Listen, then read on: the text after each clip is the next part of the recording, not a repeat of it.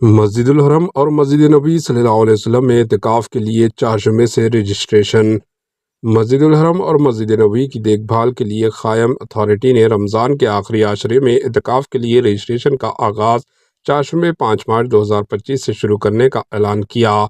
بیان میں کہا گیا ہے کہ مسجد الحرم اور مسجد نبی صلی اللہ علیہ وسلم میں اعتکاف میں بیٹھنے کے خواہش مند اس دن کی صبح 11 بجے سے اتھارٹی کے پورٹل پر اپنا نام رجسٹر کروا سکتے ہیں۔ اعتکاف کے لیے مقررہ تعداد مکمل ہونے تک رجسٹریشن کا عمل جاری رہے گا۔ اتھارٹی سرکاری پورٹل کے ذریعے رجسٹر افراد کے لیے مقرر کردہ ضابطے اور شرائط کے مطابق اجازت نامہ جاری کرے گی۔ پرمٹ ہولڈر 20 رمضان کو مسجد الحرم یا مسجد نبی صلی اللہ علیہ وسلم میں اعتکاف میں بیٹھ سکیں گے۔